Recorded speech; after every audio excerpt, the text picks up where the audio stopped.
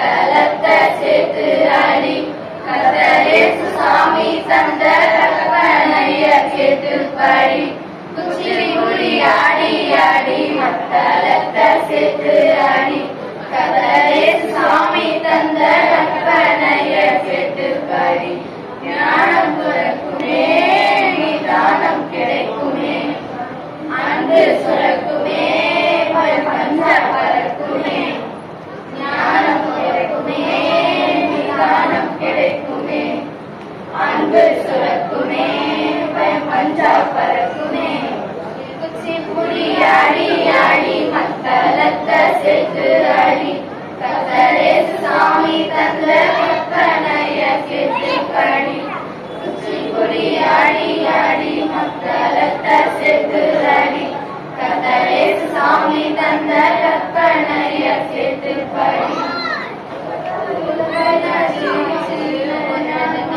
வாழ்வாச்சு கஷ்ட நஷ்டம் வந்தாலும் வென்றாயோரு அண்ணாச்சு உலகாச்சு ஞானம் வாழ்வாச்சு கஷ்ட நஷ்டம் வந்தாலும் வென்றாயோரு அண்ணாச்சு அது உனது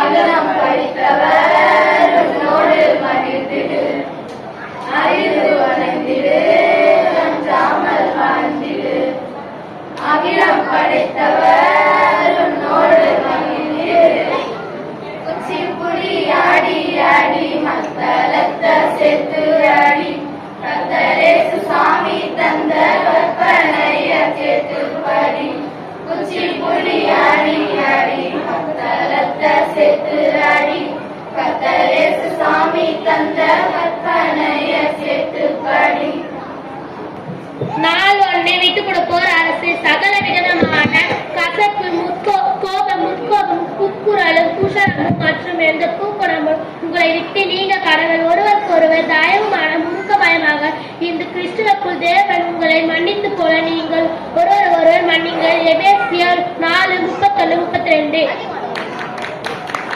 நாளிரண்டு எஞ்சியோர் அரசே, நீ பயப்படாதே, நான் உன்னுடன் இருக்கிறேன். திகையாதே, நான் உன் தேவன். உன்னை பலப்படுத்தி உனக்கு சகாயம் பண்ணுவேன்.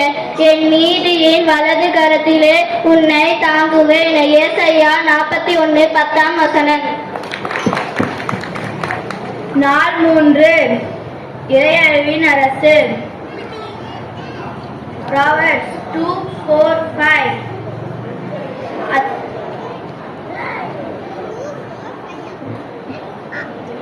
அதை வெளியை போல் நாடி புயல்களை தேடுகிறது போல் தேடுவாய் ஆகில். அப்பொழுது கர்த்தருக்கு பயப்படுதல் என்னதென்று நீ உணர்ந்து தேவனை அறிவை கண்டறிவாய். நாள் 4 வன்முறையற்ற அரசு. வசனம்.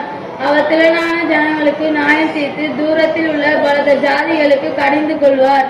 அப்போது அவர்கள் தங்கள் பட்டயங்களை மண்வெட்டிகளாகவும் ஈட்டிகளை அருவாள்களாகவும் அடிப்பார்கள். ஒரு ஜாதிக்கு விரோதமாய் மறு ஜாதி பட்டயம் எடுப்பதில்லை. இனி அவர்கள் யுத்தத்தை கற்பதும் இல்லை. மீகா 4:3 ஆமென்.